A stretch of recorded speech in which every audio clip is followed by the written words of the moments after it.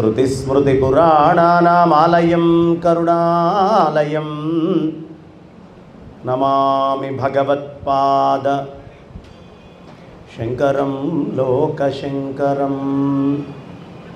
శంకరం శంకరాచార్యం కేశవం బాదరాయణం సూత్రభాష్యకృతౌ వందే భగవంతౌ పునః పునః.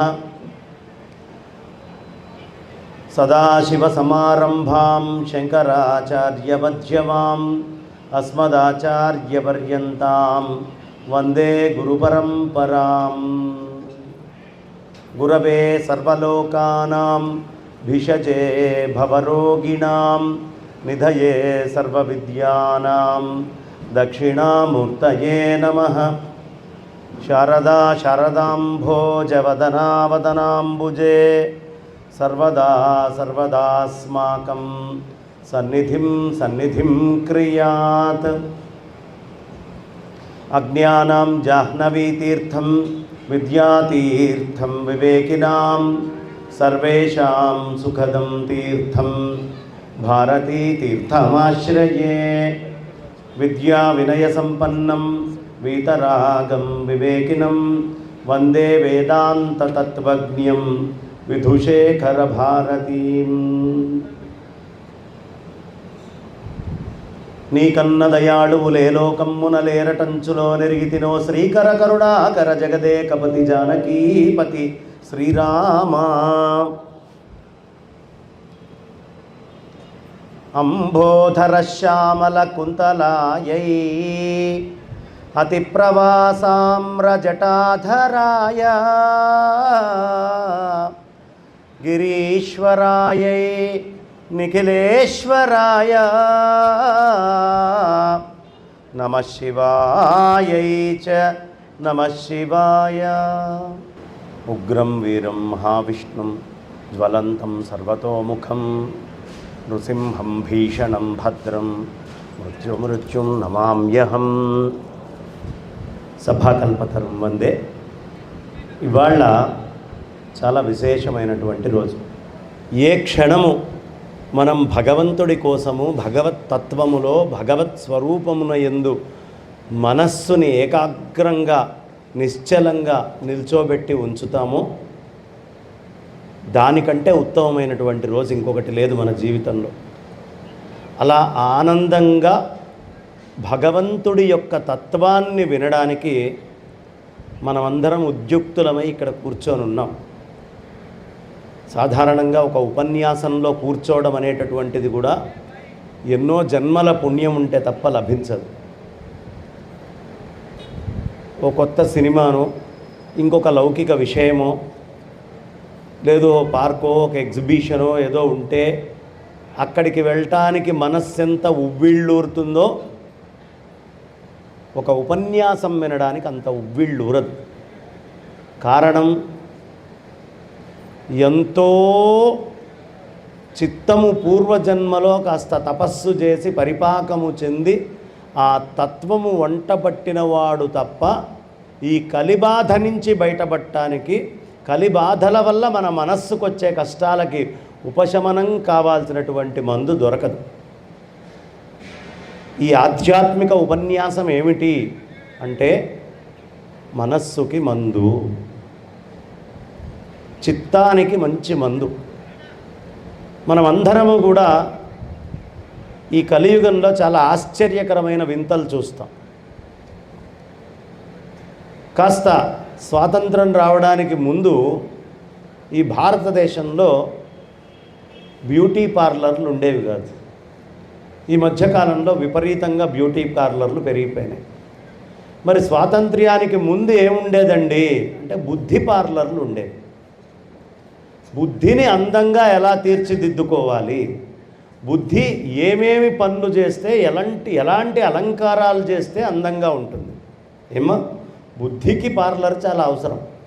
దురదృష్టవశాత్తు వీధికి 3 బ్యూటీ పార్లర్లు ఉన్నాయి, కానీ ఊరికొక్క బుద్ధి పార్లర్ కూడా సక్రమమైనటువంటిది లభించట్లేదు. అందరము గుడి అనుకుంటాం, ఏదో గుడికి వెళ్తాం, ఆ దేవుడి దగ్గర కూర్చుంటాం, మనకేదో కోరిక ఉంటుంది, కష్టం ఉంటుంది, ఇంట్లో విషయం చెప్పుకుంటాం. కానీ ఈ మహత్తరమైనటువంటి మానవ జీవితము ఆ బయట కోరికలు తీర్చుకోవడానికి కాదు. ఆ భగవంతుడి దగ్గరికి వెళ్ళినప్పుడు ఎవరు జ్ఞానాన్ని పొందాలి అనే ఉద్దేశ్యముతో ఆ క్షేత్రము దగ్గర జ్ఞానాన్ని పొందుతారో వాళ్ళ మీద స్వామికి పరమ ప్రీతి ఉంటుంది.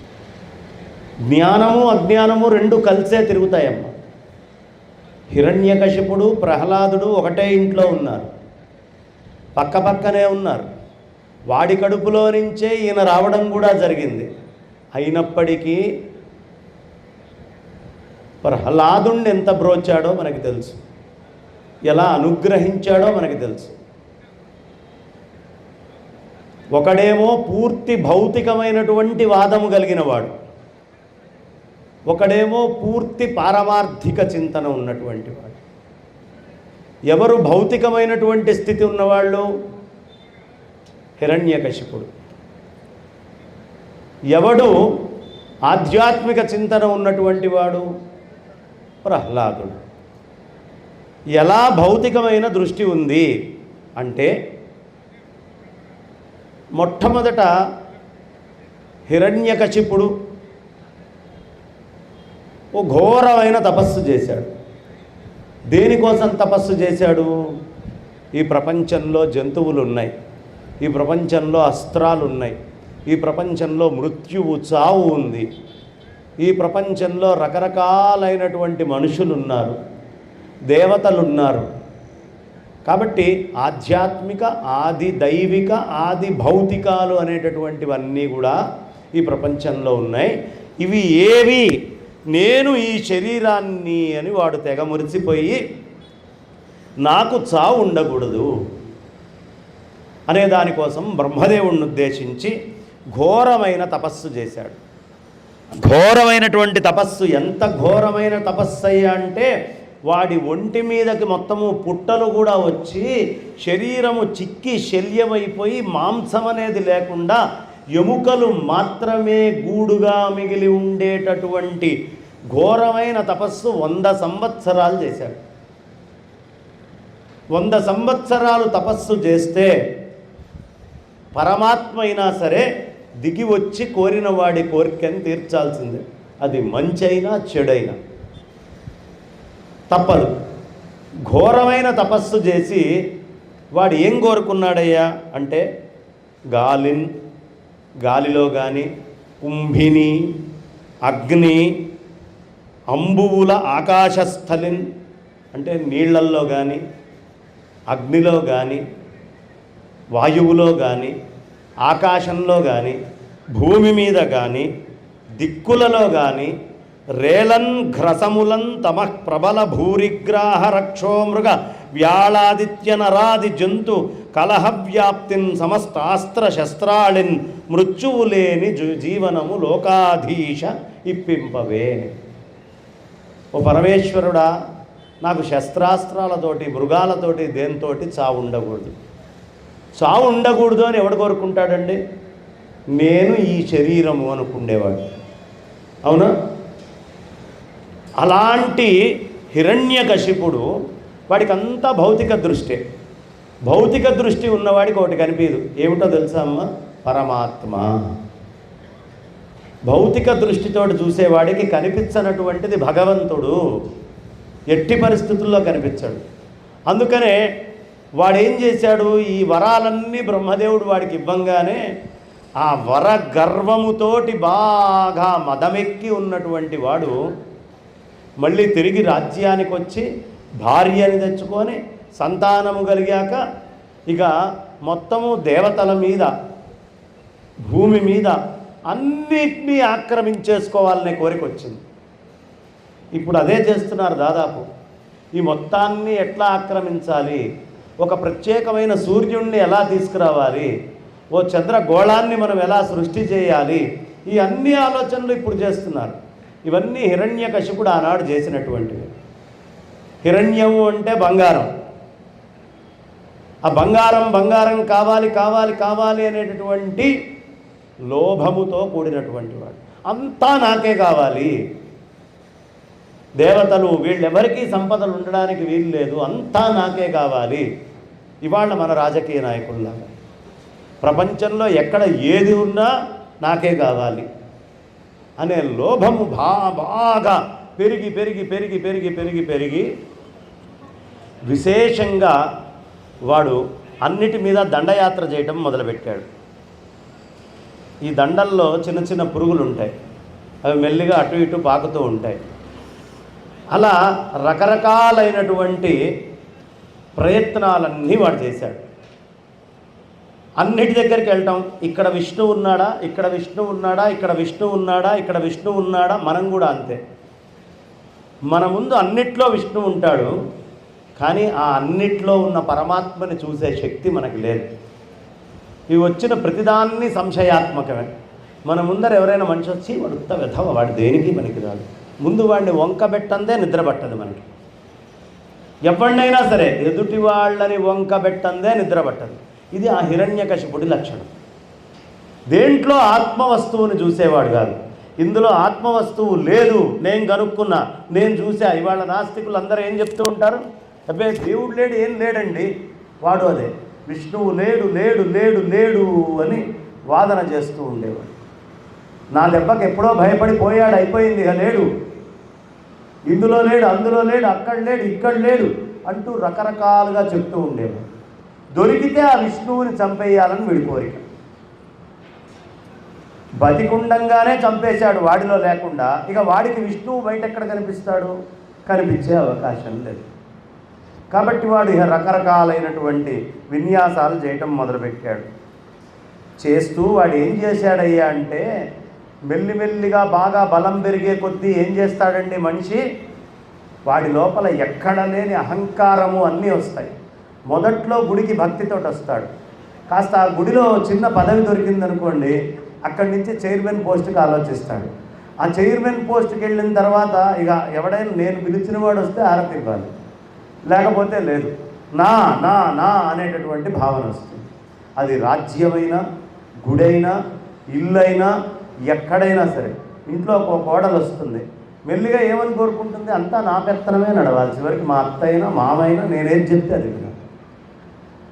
అత్తైనా ఇంతకు ముందు వచ్చిన కోడలే, దానికేం పెద్ద అనుమానం లేదు.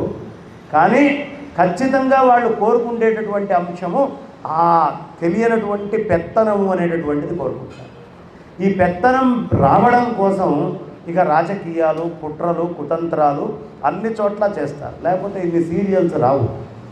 ఇన్ని సీరియల్స్ మనకు వస్తున్నాయి రోజు అంటే, విశాలంగా ఉండాల్సిన మన మనస్సు గుప్పెడంత మనస్సు అవుతోంది అంటే కారణం ఏమిటి, కుట్రలు, కుతంత్రాలు. ఎప్పటికప్పుడు ఆ కుట్రలు, కుతంత్రాలు అన్నీ మనకి తెలియాలి. వీడు కూడా కుట్రలు, కుతంత్రాలు చేయటం మొదలుపెట్టాడు. ఏం చేశాడు, యదా దేవేషు వేదేషు గోషు విప్రేషు సాధుషు ధర్మే మయి చ విద్వేష సవా ఆశు వినశ్యతి. దేవతల్ని, గోవుల్ని కాపాడేటటువంటి వాళ్ళని, బ్రాహ్మణులని, సాధువులని, ధర్మముగా ఉండేటటువంటి వాళ్ళని అందరినీ ఇబ్బంది పెట్టి వాళ్ళందరినీ బాధ పెట్టడం మొదలుపెట్టారు.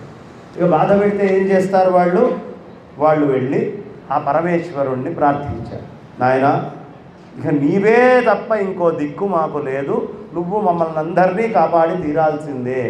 పరమ దుర్మార్గంగా తయారయ్యాడు, వాడిని నిర్జించడం దేవతల తరం కానీ, చిన్న చిన్న దేవతల తరం కానీ ఎవ్వరి వల్ల కావట్లేదయ్యా, నీవే అని అందరూ వెళ్ళి ప్రార్థించేటప్పటికీ ఆయన శ్రీవల్లభుండు తన్ను చేరిన ఎట్లైన జలికాండ్రనెవ్వరిని చేరమరచు, అసురారిధనమ్రోల నాడిన ఎట్లయిన అసుర బాలురతోట ఆడమరచు.